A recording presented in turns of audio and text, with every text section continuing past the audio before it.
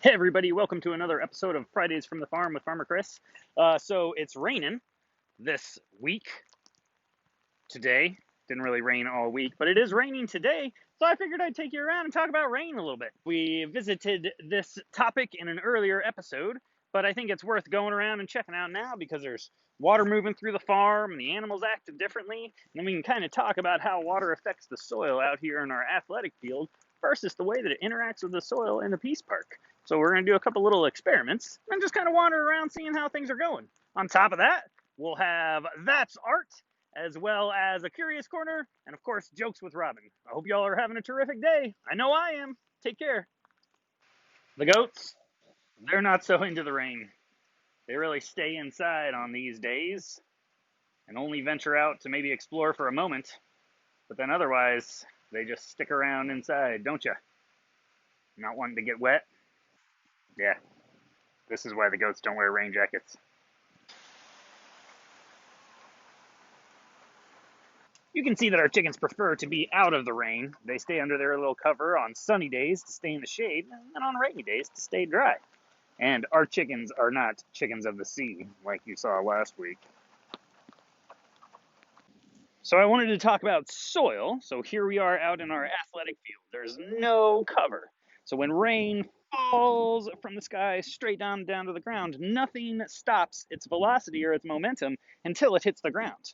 So it might be grass protecting the soil, but that's a really thin layer versus our woods that we'll go take a look at in a minute that have lots of cover when the leaves are foliated, and even when there's no leaves, all of those branches and trunks and stuff block the rain. But rain hitting the surface over and over again, or kids running around on this surface, make it so that it's really hard. So you can see I can take this spike, this pole that I have, and I can poke it down in there, but it hits a point where I can't go any farther. And even with a hammer, I would have a hard time driving this in. And so it just shows you how compact, how tightly packed the molecules of soil are out here in this field. Now, let's go over into the wooded space and see if we can get our soil probe a little farther down in. So here we are in the Peace Park space. Remember that we've done a little work above and there's been some city work below, but in all reality, this hillside has been pretty much untouched for quite some time. And it's got these trees living on it that are at least 75 years old, we'll say. But it means that the soil has been treated differently from the natural elements over time.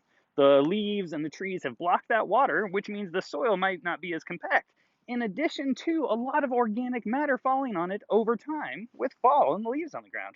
I can pretty much put it in relatively easily. And if it had handles on it like a true soil probe, then we'd be able to see the effects differently everywhere. But you can see that it is just really soft. Little effort is being taken to drive this down into the soil. And soil compaction can be a bad thing. It means that when water hits it, its absorption is not as good as soil that is loose or that has lots of roots running through it. And so it's really nice to just see the benefits of having trees growing in the space versus big open lawns for things like that. It's also one of the reasons why we don't step in our garden beds because we want to make sure that the soil doesn't get too compact. Super cool. Thanks for learning about soil.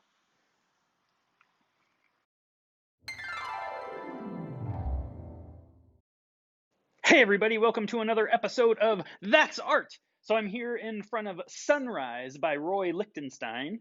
So this was done in the 60s, and art in the 60s kind of took on a new motion where it fell into the pop movement. Another artist famous around that time might be Andy Warhol. That would be an interesting one for you to investigate. But one of the cool things about Lichtenstein was he practiced a form of art called Cubism.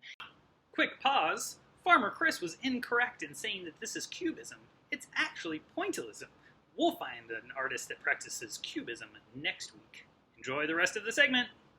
And if we zoom in, you can see that here we have a solid color and more solid colors, but then some of it is also just dots. But when we get farther away, the dots change more to shading. And so it's just one of those pieces of art where I love getting into the detail and seeing some of the more specific details that make this piece real. Just the idea that the artist left out color from this space, but there are some dots right there that are just kind of cut off.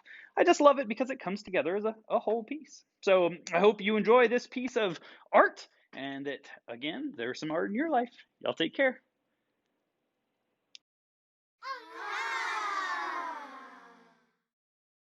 Hey everybody, welcome to another Curious Corner. So my Curious Corner this week is our picnic table that is in the goat run, and it's a different color.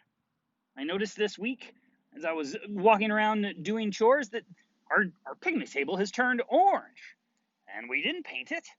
So I'm curious as to what you think it is. What naturally occurring thing would suddenly turn my picnic table orange? I'm curious if you know. I'm curious if you have something in your life that is just suddenly changing colors. Maybe it's something in your refrigerator, or perhaps in your backyard. I hope that you go find something curious like this and that you can identify something that naturally changes colors all on its own. So curious.